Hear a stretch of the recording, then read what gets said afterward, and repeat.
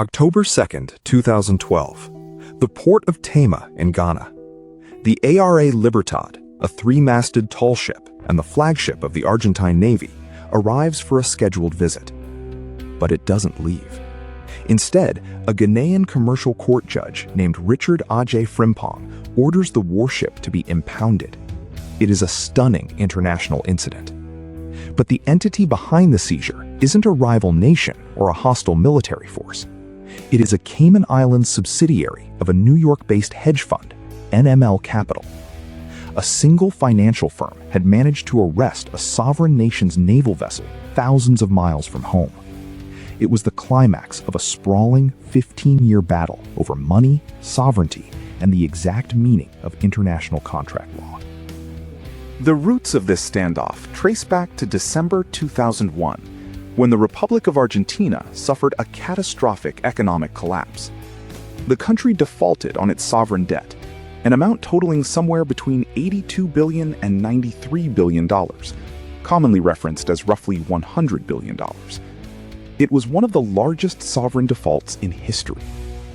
Over the following decade, Argentina attempted to repair its financial standing.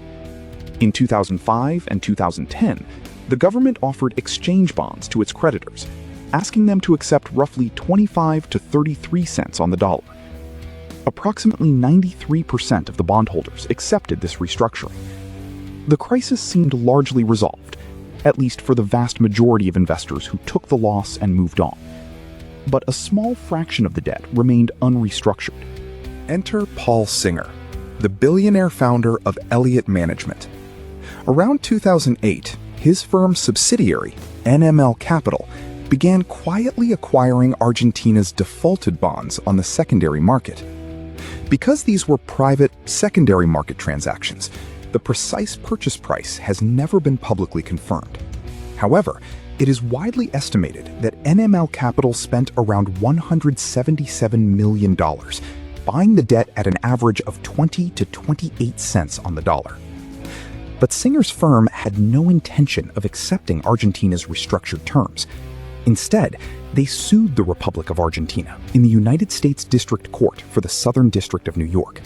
Their demand was absolute: 100% of the full face value of the bonds, plus accumulated interest.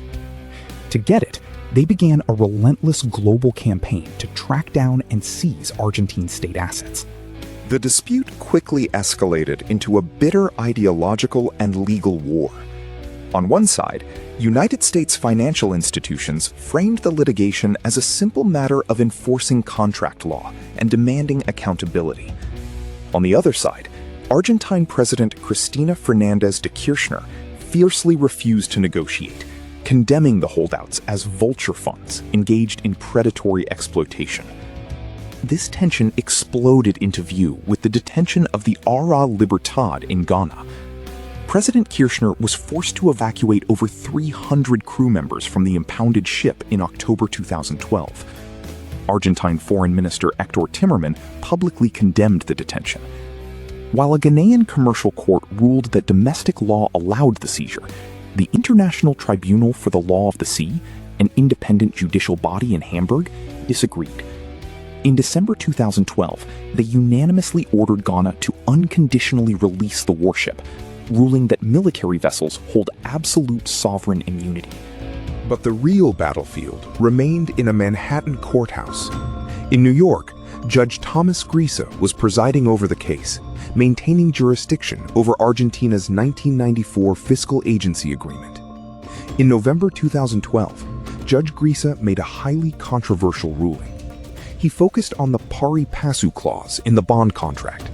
Traditionally, this clause was interpreted merely to prevent legal subordination among creditors. But Judge Grisa interpreted it radically differently.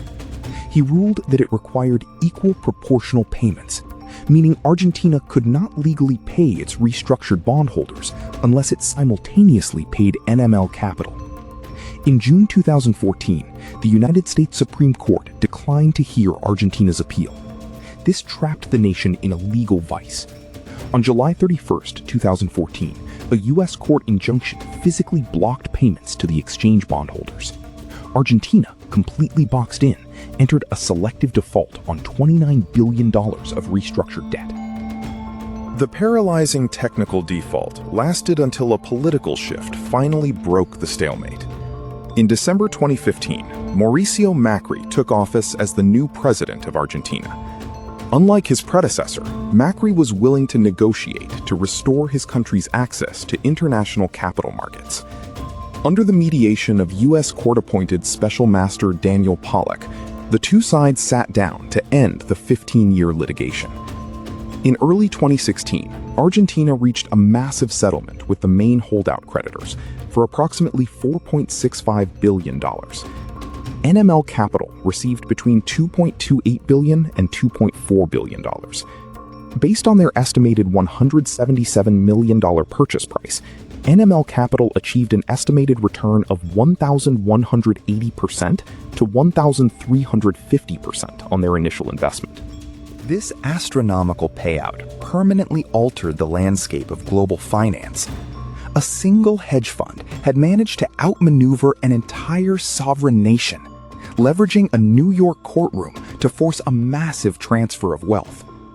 It exposed a fundamental vulnerability in how countries borrow money, proving that sovereign immunity is not absolute when debt contracts are written under foreign jurisdictions.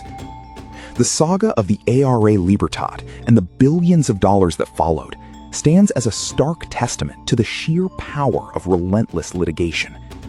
It showed that in the modern global economy, a specialized financial firm with enough patience and capital can wage a bloodless war against a sovereign state and win.